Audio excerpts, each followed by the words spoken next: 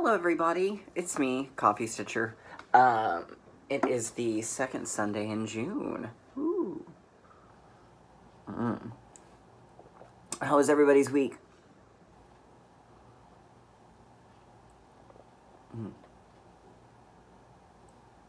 It's good to hear. This is really good coffee. It is the Sprouts Organic Scandinavian Blend. So if you have a Sprouts and you like coffee, I highly recommend this one.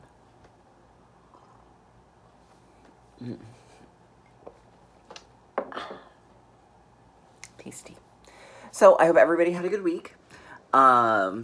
We've got some Q&A. We've got some haul. We've got some whip updates. We've got a change of plans to wine and whips, because what is life without change? We've got my next start planned that I'll show y'all here in a moment. I'm debating on 2 fabrics. I think I know which fabric I'm going to go with, though, for sure. Yeah,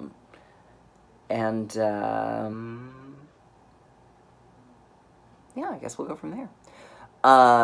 Okay, so first we'll jump into the Q&A.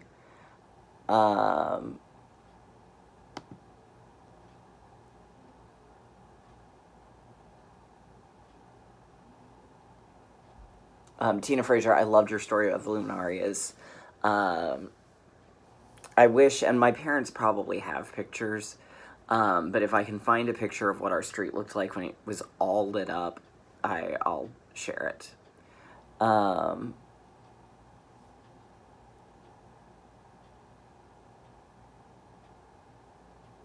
Thanks to everyone who complimented my organization, because I really don't necessarily feel like it's very organized all the time. But thank you, and I'm glad you all enjoyed the tour.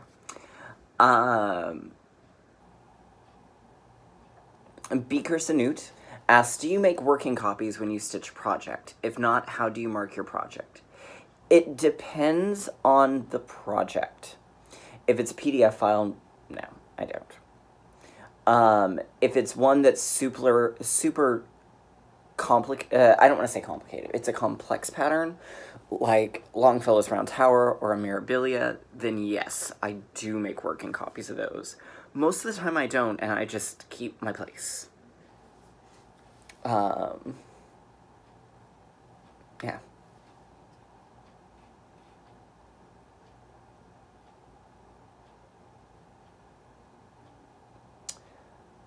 For those who may have missed, I know, I'm not always the best at hitting my hard stop letters. Not as bad. My plosives have always been bad.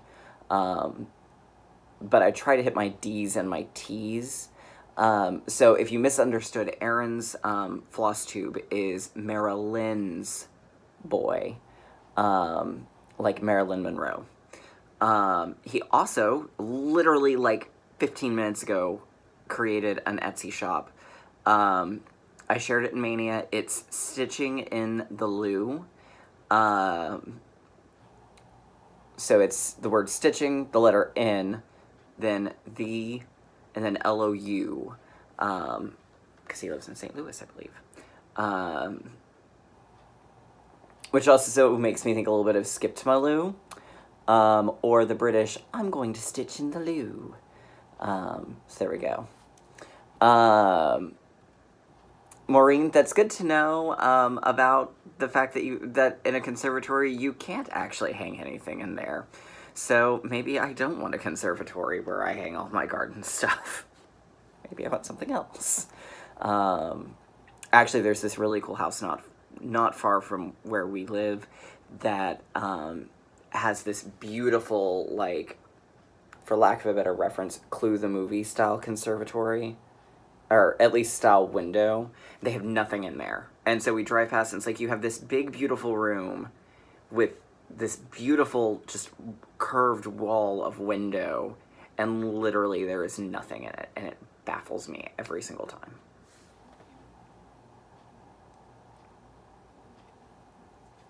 Lori Graffor, Remy, and Phoebe are doing well. Phoebe got groomed week before last, because she was getting warm. Remy's gonna go, I think, next week. Yeah. Novice Stitcher, and I know I've still got to get Murky Manor to you, but life. The pattern, generally what I do is, I kind of hoard them all, and then when I go to retreat, they've got to pass the stash table, and I de-stash a lot of it there. I've done Stash and Unload a time or two. They've got too many rules for my taste. And frankly, as has been evidenced by this, I'm a little on the lazy side. So getting to the post office, not so much a thing. So, yeah. Yeah. But that's that.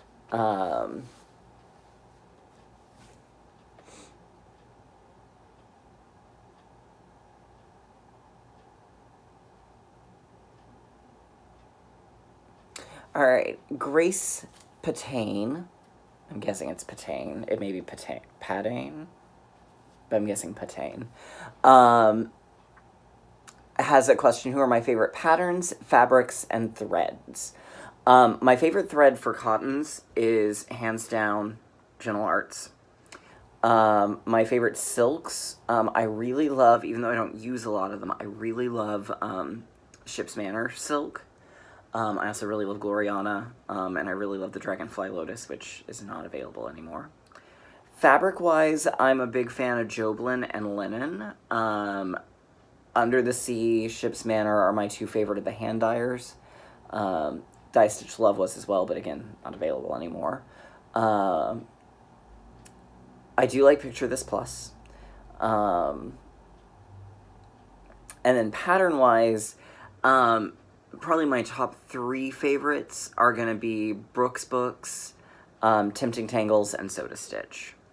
Those are probably my 3 favorites, designer-wise.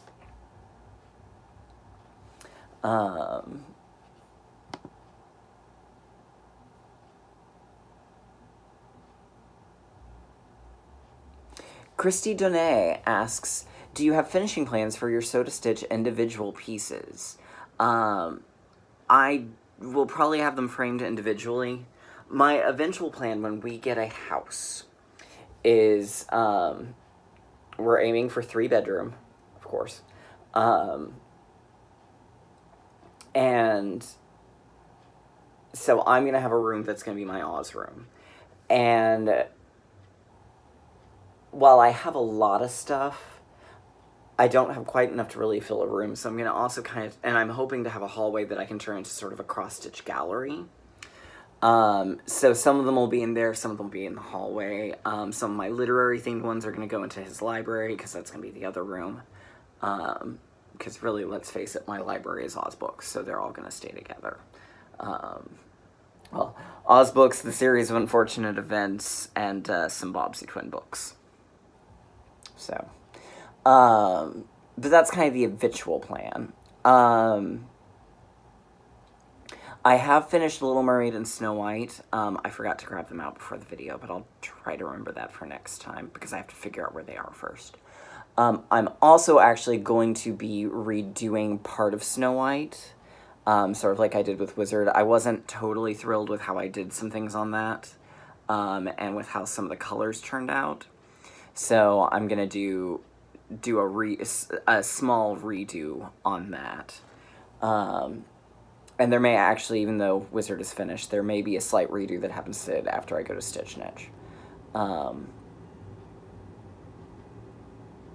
So, but we'll come to that in a second.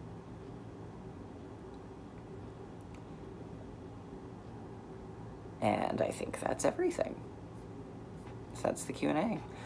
Great questions this week. I love questions. I really do. I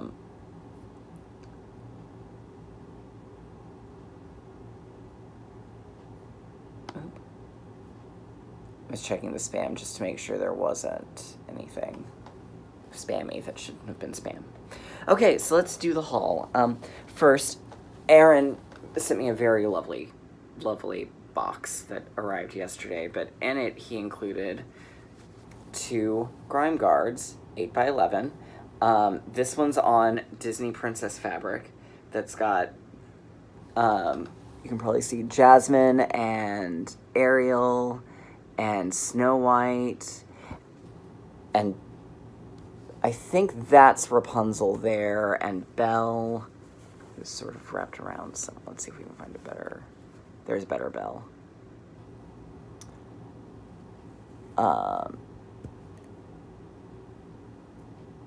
So, and it's beautiful, and I can't wait to use it. He also sent me, because this is my favorite Disney film, a Little Mermaid one that's got Ariel and Flounder all over it. So I can't wait to use these. So thank you, Aaron. These are really, really awesome. And he's awesome. Itchy eye. All right. So then I got my normal order auto ship from 3 Owls Threads. So here's the next Welcome to the Forest. It's a raccoon and an owl and a rabbit. And then the next in Farmhouse Christmas, which is Grandma's Quilt. Which I do like. And this is number 5. So 1, 2, 3, 4. So this is actually a really nice one that'll be in the middle. For whenever I get back to that one. All right, and then I ordered from Mad for Minders because I needed to, like I had a hole in my head. So I ordered this Wizard of Oz wood book one, which is Charles Santor's illustrations are really they're tied for in my top 3 illustrations for Wizard. So unfortunately, there seems to be a problem that I have, which is I really love him. I really love, I'm blanking on the name. There's another one that I really love, that everything about it is perfect except their Glinda.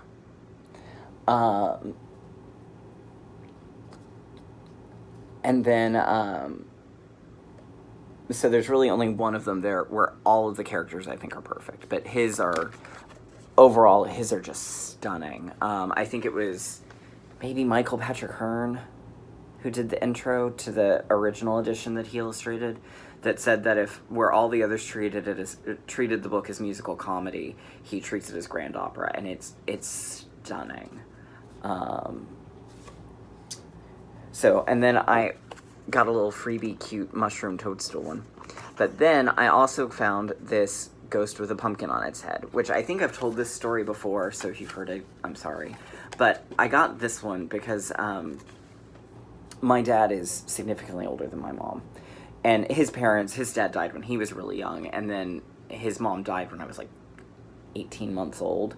So I didn't have a set of grandparents on his side, but we had next door neighbors who were grandparent age, and their grandkids, I think I'm between they have 2, the oldest, and I'm the middle of the three of us, but we're all real close in age. So they became my grand neighbors. So they kind of became my de facto second grandparents, and one year for Halloween, I was probably about 2.5, probably 2 or 3. I decided I wanted to be a ghost with a pumpkin on my head to scare Miss Barbara. That would be my grand neighbor. So anytime I see anything ghost with a pumpkin on its head, I have to get it because it just makes me happy and makes me think about her. So, yeah. That was the entire point of that Halloween. So, and my grandmother actually has a Halloween figure that I think she still has, and it'll come to me when she decides to get rid of it. But I may actually have gotten it already. I don't think I had it for that last Halloween, but I think actually Mom ended up with it, and then Mom passed it on to me last year, but it was after the season.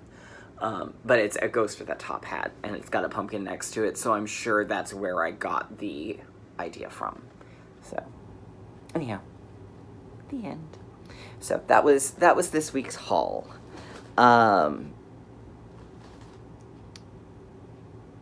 Alright, so, I worked on, I changed my wine and whip plans.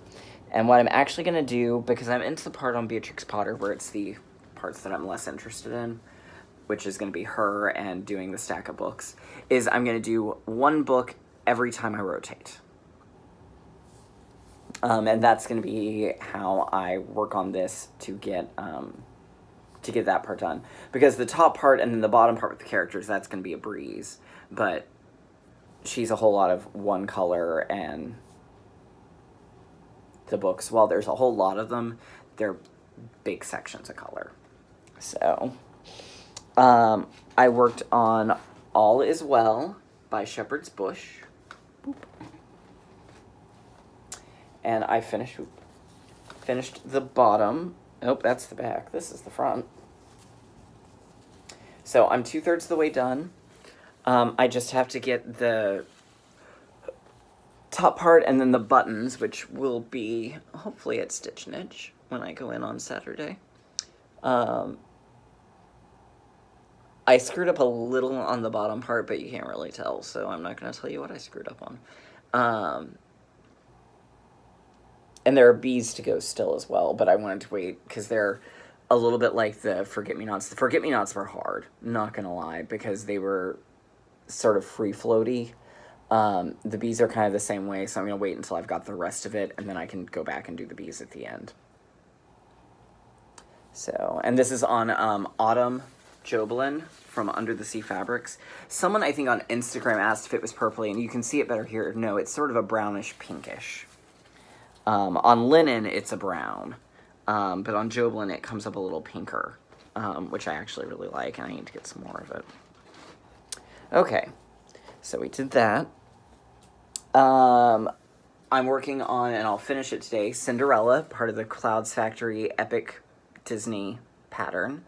So I finished the two stepsisters, and I started in on the mice, and I actually have to get a couple of colors DMC because I apparently pulled them from this and used them in Wizard, and then I didn't put them back in this because I didn't remember that that was what I had done. So, just got the 3 mice to finish. I've got the Fairy Godmother, Castle, and Carriage, which that won't take any time at all. In fact, I got all the mice stuff done in about an hour's time, so it won't take long. Okay, then I also worked and finished my Soda Stitch Wizard of Oz. So, and the thing that I couldn't show y'all last week was I made the Witch of the West green. But because I hadn't finished her, I didn't want to show that off yet. So, here we go. I'll kind of go over the few small changes I made, and then I'll explain what I'm going to do with Snow White. Obviously, I made her green, which meant that her cheeks became purple instead of pink. I converted the Emerald City to be green, and it's metallic. I made the fences white. Instead of doing the light green for the grass with dark green shading, I did the dark green for the grass, and I put in poppies in front of the Emerald City. I added sparkle, of course, to the ruby slippers, and down here I added sparkle to the 2 Good Witches wands, obviously the ruby slippers, and the Emerald City in the middle. I did convert the Scarecrow a little to a more sackcloth look. Tin Man did, I had an accidental change to Tin Man, but I left it. His hat was supposed to come to a point, but I flattened it, so it was a little more funnel-like. Here it is, all in full. What you can sort of see is the crown for the lion.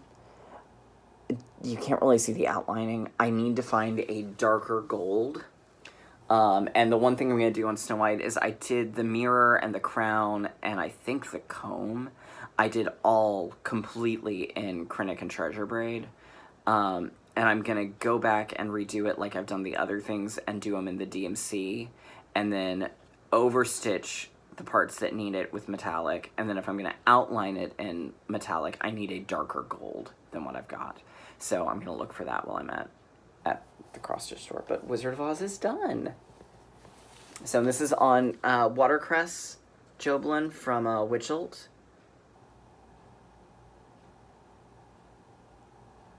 So I'm really pleased with how this one turned out.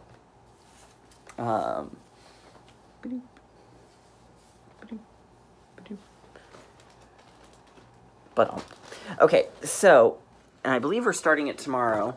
Erin and I are going to sell together Aladdin's Wonderful Lamp from Soda Stitch. And I'm narrowing it down. I think originally I pulled Daphne from Under the Sea Fabrics to do this beautiful pinky purple. But for sure, I would have to change the pants color. And I would have to change this border color. And I'm running into trouble. I figured out what I could change the pants to. And, you know, of course, the hijab on the mother. But I can't find a pastel color that'll go with the green. That I think would work. I can't do a blue because it's sort of a blue-green. Pink won't show up, purple won't show up, and there's already so much yellow in the piece, I'm not going to do yellow, which doesn't leave a lot of color options. So I think I'm actually going to go with Tuppence from Ship's Manor. It's a little more mottled than I usually go for on Soda Stitch, but I think it's still going to look really great.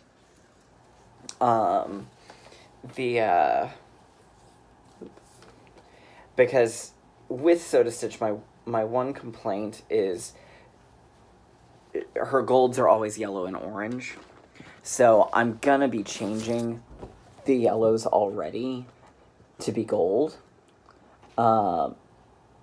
To be a gold and more sandy color. So, I don't think that's going to be a problem.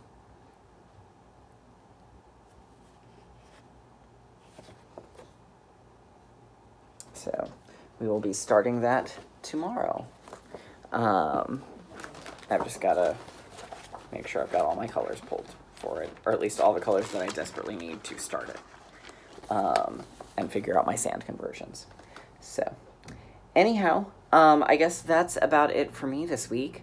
And I will see you all next week. I'm going to go start some laundry and then finish up some Cinderella. Bye!